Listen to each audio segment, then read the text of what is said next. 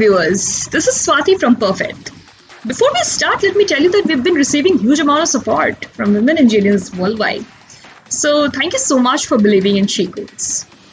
And today we have Miss Yogita Kothari, a full stack lead software developer who loves algorithm and problem solving. She's a food lover who enjoys wildlife experiences. She happens to be a fintech expert and she has about 9 years of experience in the technology space. So let's hear her story. Hello, Yogita. Thank you for joining us. Hey Swati, thanks a lot for the introduction, and I would like to really thank you and She Codes for inviting me for this interview. It's a pleasure. So, Yogita, tell us about yourself, your professional journey, your hobbies, passion. We would love to hear that. Hi everyone, my name is Yogita Kothari. I have done my BE in computers from Mumbai University. I have been working in IT for almost a decade now. I started my journey with Indus Valley Partners, and then I worked for VTS Private Equity Limited. So both these companies mainly dealt with hedge funds. So I started with Indus Valley Partners right after college. So as soon as you start working, you learn a very different aspect about coding, because what you learn in college versus what you're subjected to once you're on the job, it's very different. It's a completely different ball game. So when I started working, I was subjected to not just coding but also finance, because I was working for hedge funds and making production software for them. So it was a very challenging start for me, but I think that's like an amazing experience that I had. And currently I work for Simpress Technologies, which deals with mass customization, and I work here as a lead software developer, and I've been with Simpress now for over 6 months.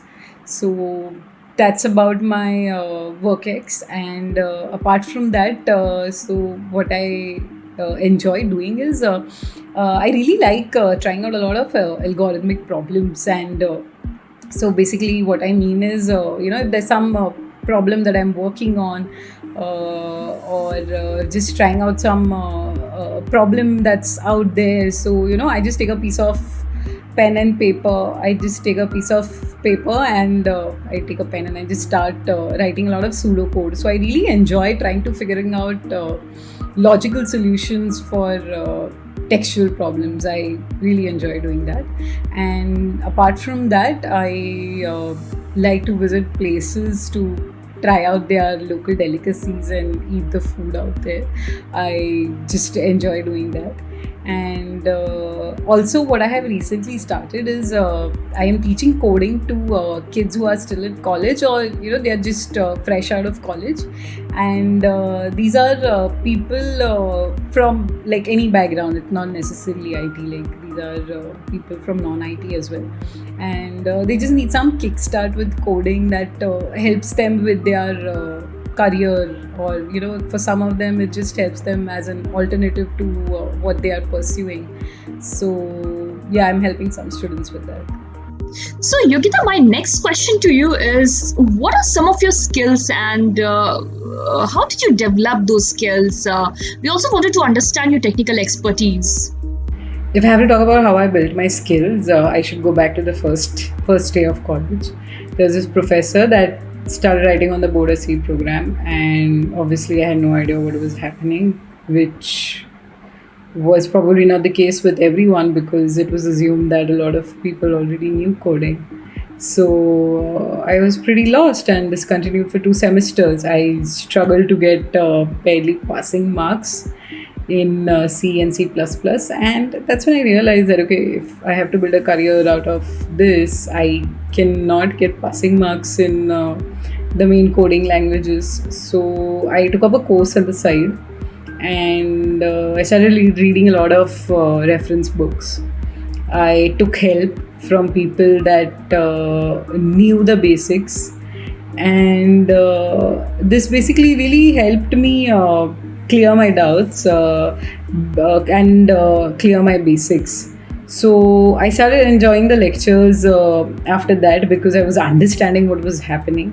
So my first step towards building any skill is clear your basics. Now, coming to work experience, my skills include C Sharp and .NET technologies.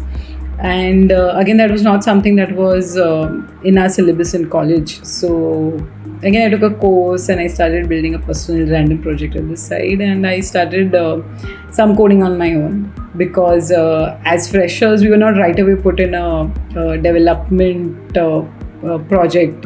So I started doing it on my own at the side, and this worked really well in bringing me up to speed with the existing projects in the company.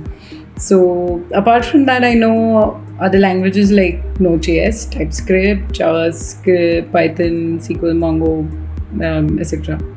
So how I built my DB knowledge was by writing a lot of queries. There are in Mongo at least, there are multiple editors which are available online, and the queries are ready for you just by a simple drag and drop. I didn't start with those. I started with writing a lot of complex queries, and that increased my expertise with the querying language. Then I started exploring other areas like optimization, replication, server setup, and I just gained hands-on experience in every phase. So yeah, like I think what really helps is practicing. So even I would do that is read a lot of tutorials but not practice them, and that resulted in me forgetting things when I actually needed them. So now when I'm reading or when I'm taking up some tutorial, I do coding side by side. So like I always say that the only way to learn coding is by coding. So go and try out those tutorials and don't just read them. Interesting. And how can one follow the career path that you've followed? Would you have some pro tips to share with our viewers? I think, like I've been stressing always, it's very important to get your basics right. Pick any language you like, doesn't matter which one, but dig deep into it and start doing some sample applications, try out different projects. So basically, what you could do is pick a use case and work on every aspect of that project. So maybe you could work on the UI, the data access layer, business logic, services, architecturing, data structuring. You should try to work on every aspect and not limit yourself to only development. So try to also be involved in version controlling, deployment, testing, server setups, and anything and everything. So even like basically how my career path was, I had to work on every aspect of the project. So even something like a requirement gathering. So I would suggest it's very important that you understand what your user wants, and you basically are able to sit and discuss with him what requirements they have. And what this will help you will be that you'll be able to pick out scenarios that could possibly break your solution, and this gives the user more confidence in you because you basically understand everything that they're talking about. So be involved in every aspect, every phase of your project. And another thing that you could do, which really helped me a lot, is start reading about the technologies that interest you. Start maybe subscribing to any newsletter or some websites that publish daily mails. And what happens over a period of time is, if you're regularly reading about stuff that interests you, you get articles related to the build pattern, and you will get articles which are relevant to you. You will realize a lot of features about the languages that you're already working on, and you will see so many new releases that you possibly don't know about. So it really helps you in coming with more optimized code. You'll possibly realize that okay, you wrote 4 lines for something, but there's already a feature available for it, so you could use that. So start reading daily. I would say spend at least 10 minutes of your day to read about what is new out there. Okay, my next question to you is, what are the future technologies and innovation you are excited about? And are you planning something in those fields as well? New technology what I'm excited about is I'm reading about containers and containerizing applications. I have started building some sample projects in Node.js, and I'm containerizing them. And what I'm doing is I am trying to learn Kubernetes now, and I am trying that out with AWS. So I am not very aware about every offering that AWS has, but it's pretty interesting. I have started reading about quite a few of them. So like Elastic Cache and EKS, so Kubernetes. So I am trying that out right now, and I am currently at the stage where I'm trying out a few aspects of it. So like just building up an application, getting a working application on Kubernetes on AWS. But there's a lot more to it. So I want to learn the different parts. So something like monitoring or security, and a couple of other aspects that you have to pay attention to in Kubernetes. So yeah, I'm really excited about learning them, and I'm working on them side by side.